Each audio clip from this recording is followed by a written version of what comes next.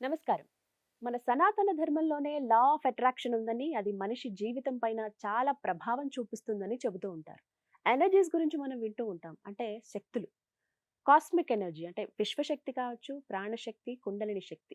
వీటిపైనే మనిషి జీవితం అనేది ఆధారపడి ఉంటుంది. ఇవన్నీ కూడా లా ఆఫ్ అట్రాక్షన్‌లో భాగమే. అంటే సక్సెస్ అయినా, వెల్త్ అయినా, మన హెల్త్ అయినా, మనం ఉన్న పొజిషన్ నుంచి ఇంకొక పొజిషన్‌కి అంటే హైయర్ పొజిషన్‌కి మనం వెళ్ళాలన్నా, ఇవన్నీ కూడా లా ఆఫ్ అట్రాక్షన్‌లో భాగమే. వీటిపైన అన్నీ ఆధారపడి ఉంటాయని చెబుతున్న చిద్గురు గీత ఫౌండర్, క్రియాయోగి భార్గవ శర్మ గారు ప్రస్తుతం మన ముందున్నారు. వారితో మాట్లాడదాం.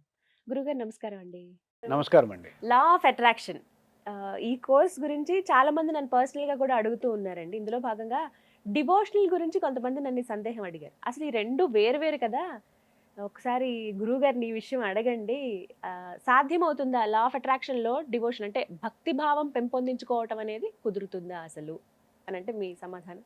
అసలు నేను ఈ లా ఆఫ్ అట్రాక్షన్‌ని డిజైన్ చేసిందే భక్తిలో ఉండేటటువంటి లా ఆఫ్ అట్రాక్షన్‌ని గమనించి. అవునా? ఎలా మీరు అంటే? ఏ పూజ చేసినా సంకల్పం చేస్తారు.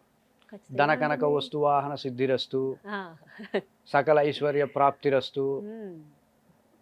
విజయ విజయ స్థైర్య అభయ సిద్ధిరస్తు. ఆ! ఇవన్నీ ఏంటి అట్రాక్షనే.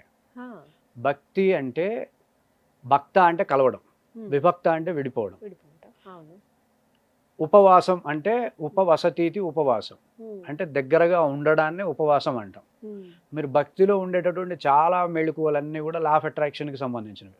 హ్మ్. అంటే భక్తితో భగవంతుడు యొక్క 4 రకాలైనటువంటి మోక్షాలుంటాయి. హ్మ్. సామీప్యము, సారూప్యము, సాలోక్యము, సాయుజ్యము అని. ఆ! ఆ సా ఆ సామీప్యాన్ని పొందాలన్నా, సాలోక్యాన్ని పొందాలన్నా, సారూప్యాన్ని పొందాలన్నా, సాయుజ్యాన్ని పొందాలన్నా, హ్మ్. ఈ భక్తి యొక్క కాన్సెప్ట్‌ని మనం అర్థం చేసుకోవాలి. ఓహ్! భక్తి అనేది ఆ భగవంతుడిని అట్రాక్ట్ చేయడానికే. హ్మ్. ఎటువంటి భక్తి చేత నేను అట్రాక్ట్ అవుతానని చెప్పాడు కదా! హ్మ్. పత్రం, పుష్పం, ఫలం తోయం యోమే భక్త్యా ప్రయచ్చతి హ్మ్. అని చెప్పాడు వీటన్నిటి కదా! ద్వారా. నేను హ్మ్. ఎలా అట్రాక్ట్ అవుతా భక్తులకి, ఏ విధమైనటువంటి భక్తులకి అట్రాక్ట్ అవుతా అని భక్తి యోగంలో ఉంటుంది. హ్మ్. తేషాం సతతయుక్తానాం భజతాం ప్రీతిపూర్వకం అని చెప్పి ఒక లిస్టే ఉంటుంది. హ్మ్. ఇదంతా లా ఆఫ్ అట్రాక్షనే కదా! భగవంతుడిని అవును. అట్రాక్ట్ చేయడానికే కదా భక్తి అనేది మనం హ్మ్. ఉంచాం. ఎటువంటి భక్తి ఉండాలి? హ్మ్. భక్తుడి యొక్క సైకాలజీ ఎలా ఉండాలి?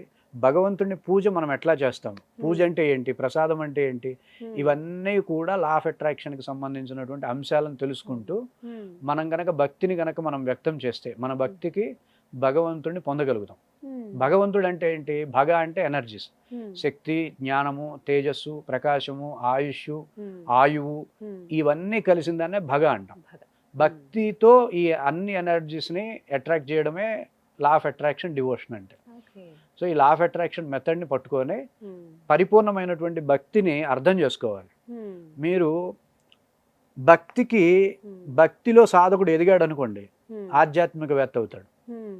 అదే భక్తిలో దిగాడనుకోండి, చాదస్తం అవుతుంది.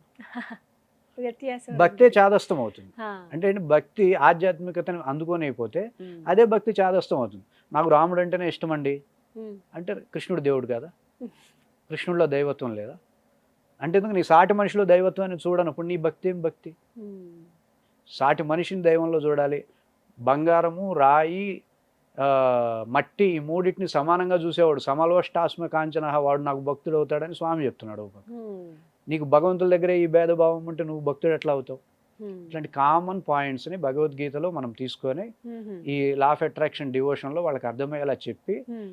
ఆ భగవంతుడిని పొందడానికి మనకు ఉండేటటువంటి మార్గాలు హ్మ్. ప్రతి క్షణం పొందొచ్చు. హుహు. సో, అలా అలా వాళ్ళని ట్రైనింగ్ ఇచ్చేసేసి ఎఫ్ఆర్ఎస్ మెథడ్‌ని ఓకే. నేర్పించే విధానం హ్మ్. ఈ లా ఆఫ్ అట్రాక్షన్, డివోషన్‌లో హ్మ్. మేము అలా ఇస్తాం. వచ్చిన వాళ్ళున్నారా అండి? అంటే ఉన్నారు. భక్తిగా ఉండాలని చెప్పి చాలా మందికి కోరికుంటుంది. కానీ చాలా ఉండలేరు. మందికుంటుంది. కానీ ఆ! చిత్తశుద్ధి ఉండదు. సో, పూజ లోపాలేమిటి? పూజ అమ్మ లోపాలేమిటసలలా ఉండలేకపోవటానికి? వాళ్ళు భక్తిని అర్థం చేసుకోలేరు. ఆ! భగవంతుడి యొక్క సైకాలజీని అర్థం చేసుకోలేరు. ఆ! భగవంతుడికి కూడా సైకాలజీ ఉంటుంది. సృష్టికి సైకాలజీ ఉంటుంది. హ్మ్. ఇప్పుడు నాకు ఒకళ్ళు ఆకర్షింపబడాలి అంటే ముందు వాళ్ళని అర్థం చేసుకుంటే కదా వాళ్ళు ఆకర్షింపబడేది. కరెక్ట్. వాళ్ళు హ్మ్. కోరుకునేదొకటి, నేను హ్మ్. ప్రవర్తించేదొకటి. హ్మ్. వాళ్ళు ఆశించేదొకటి, నేను వ్యక్తం చేసేది ఇంకోటి. ఇంకొకటి. అప్పుడు అతనెట్లా ఆకర్షింపబడతాడు? హ్మ్. శ్రీకృష్ణుడు నిన్ను చూసి ఆకర్షింపబడాలా? నువ్వు శ్రీకృష్ణుడిని ఆకర్షింపబడాలా? నేను ఆకర్షింపబడితే సరిపోతుందా? శ్రీకృష్ణుడు నీ ఆయన దగ్గరికి కూడా. రావాలి కదా! ఆ! నిన్ను ఆయన చూడాలి. హ్మ్. దైవం నిన్ను చూడాలి. హ్మ్. అలా మనముండాలి. హ్మ్. అలా మనం ఉండాలి అంటే ఆయన ఎలా ఉంటే ఆయన ఇష్టపడతాడో అలా మనం ఉండాలి. హ్మ్. అదే అట్రాక్షన్. ఈ భగీరథుడు కావచ్చు, అంబరీషుడు కావచ్చు, వీళ్ళందరూ కూడా భగవంతుడిని వాళ్ళ గుమ్మాలకు తెచ్చుకున్న వాళ్ళే. భక్తులందరూ వాళ్ళ గుమ్మాలకు తెచ్చుకున్న వాళ్ళే.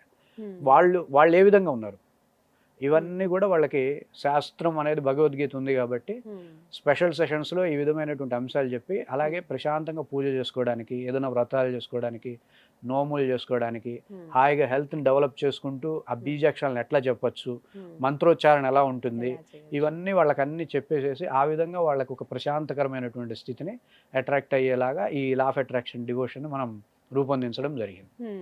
ఏ విధంగా అంటే ఎవరెవరు నేర్చుకోవచ్చండి? ఇప్పుడు యంగర్ జనరేషన్ లో కూడా ఎక్కువగా భక్తి భావం మనం చూస్తున్నాం ఈ కరెక్టే, మధ్య. కానీ మన దాంట్లో ఎక్కువ మంది దాదాపుగా జాయిన్ అయిన వాళ్ళందరూ కూడా 50+ వాళ్ళు. 50+ వాళ్ళు ఎక్కువ మంది 50+ వాళ్ళే జాయిన్ అయ్యారు. మేము కూడా వాళ్ళకే కానీ ఆ ఆసక్తి ఉండడం నిజంగా గ్రేట్ కదండి. అలా నేర్చుకోవాలి అనే తపన ఉండడం కూడా నిజంగా గొప్ప విషయం. నేర్చుకోవాలి, తెలుసుకోవాలి అనే ఇంట్రెస్ట్ ఉండే ఎక్కువ మంది ఈ కోర్సులో జాయిన్ అయిన వాళ్ళందరూ కూడా 50+ వాళ్ళు. ఓకే, ఎలా నేర్పిస్తారండి వారికి? పద్ధతి ఎలా ఉంటుంది? వాళ్ళకి ముందు అసలు మన భక్తి అంశాలలో ఉండేటటువంటి ప్రతి ఆచారం వెనక ఉండే శాస్త్రీయతను వాళ్ళకి అందిస్తాం. టాపిక్ వైజ్గా వెళ్తుంది స్పెషల్ సెషన్స్. తర్వాత గ్రూప్ సెషన్స్లో డిస్కషన్ వైజ్ వెళ్ళిపోయి మెథడ్ని వాళ్ళకి ఏం కావాలి, పూజ చేస్తున్నప్పుడు వాళ్ళు ఏ విధమైనటువంటి చిత్తశుద్ధిని వాళ్ళు కోరుకుంటున్నారు, ఎలా ఇంట్లో పాజిటివిటీని డెవలప్ చేయాలనుకుంటున్నారు. ఒక స్త్రీ కనుక పూజ చేసి ఎనర్జీస్ డెవలప్ చేస్తే ఇల్లంతా అదే పాజిటివ్ ఎనర్జీస్తో ఉంటుంది. ఒకళ్ళు కనుక ఎనర్జీస్ ఇంట్లో ఒక స్త్రీకి ఎనర్జీ డల్ అయింది అనుకోండి, మిగతా వాళ్ళందరూ ఎనర్జీస్ డల్ అవుతాయి. అందుకే స్త్రీ శక్తి స్వరూపిణి అనేది ఎందుకంటే ఆవిడ ప్రాణశక్తి తగ్గింది పొరపాటున అంటే మిగతా వాళ్ళందరూ ఎనర్జీస్ డల్ అవుతాయి. అందుకే ఎత్ర నార్యంతో పూజ్యంతే తత్ర రమంతే దేవత అనేది ఎందుకంటే స్త్రీ ఎనర్జీస్ తగ్గకూడదు ఎప్పుడు. అందుకే స్త్రీ ఎనర్జీస్ మీద మన సనాతన సంస్కృతి చాలా ఫోకస్డ్గా ఉంటుంది. భోజనం నీ ఇష్టం వచ్చినట్టుగా చేయాలి, ఎవరు లేనప్పుడు చక్కగా ఆవిడని డిస్టర్బ్ చేయకుండా భోజనం తినమని చెప్పేది మన సంస్కృతి. ఇప్పుడు ఆవిడేమైపోయింది, అందరూ తిన్నాక తిందాంలే అని చెప్పి ఎక్కువ తినడంతో ప్రాబ్లమ్స్ వస్తున్నాయి. నిజానికి అసలు ఏ విధమైనటువంటి వ్యవస్థ లేకుండా చక్కగా ఆహారం తీసుకోవడం కానీ పనులు చేసుకోవడం కానీ ఆవిడకి పూర్తి స్వేచ్ఛ మన సనాతన సంస్కృతి ఇచ్చింది. ఈ అంశాలన్నీ వాళ్ళు ఆచరిస్తే వాళ్ళ ఎనర్జీస్ని డెవలప్ చేసుకోగలుగుతారు. వాళ్ళ పాజిటివిటీని వాళ్ళ ఫ్యామిలీ మీద కూడా రిఫ్లెక్ట్ చేసి ఆనందంగా ఉంచడానికి వాళ్ళు ప్రధాన పాత్ర అందుకుంటారు. అది లా ఆఫ్ అట్రాక్షన్తో సాధ్యమవుతుంది. సో ఈ విధంగా ప్రతిదీ ఇందులో కోర్సెస్ లాగా నేర్పిస్తారు. సో పెద్దవారు కదండి, వాళ్ళకి టైమింగ్స్ ఎలా ఉంటాయి? ఇప్పుడు 10 to 11, 11 to 12 అలా ఇస్తాం వాళ్ళకి సెషన్స్. ఎన్ని సెషన్స్ ఉంటాయి అలా? 20 సెషన్స్, 18 to 20 సెషన్స్ ఉంటాయి. 10 సెషన్స్ పూర్తిగా స్పెషల్ సెషన్సే ఉంటాయి. ఇంటరాక్షన్ అవ్వాలి కాబట్టి వాళ్ళు మనకి, నేను వాళ్ళకి. తర్వాత గ్రూప్ సెషన్స్ ఉంటాయి. మెథడ్కి వచ్చేసేసరికి 5 సెషన్స్ ఉంటాయి. ప్రాక్టికల్ మెథడ్ ఏదైతే ఉంటుందో మన ఆలోచనల్ని బలం చేసుకోవాలి. FRS మెథడ్ అంటే ప్రతిదీ ఆలోచన బేస్ మీదే నడుస్తూ ఉంటుంది కాబట్టి నీ ఆలోచనల్ని బలంగా చేసుకోవాలి. లా ఆఫ్ అట్రాక్షన్ సిద్ధాంతం మొత్తం ఒకటే, నీ ఆలోచనలు బలంగా ఉండాలి. శక్తివంతమైనటువంటి ఆలోచనలే నువ్వు ఉత్పత్తి చేయాలి. శక్తివంతమైన ఆలోచనే శక్తిని అట్రాక్ట్ చేయగలదు. బలహీనమైనటువంటి ఆలోచన బలహీనతనే అట్రాక్ట్ చేస్తుంది, మన లోపలే పుట్టిస్తుంది, అది బయటకు వెళ్లకుండా.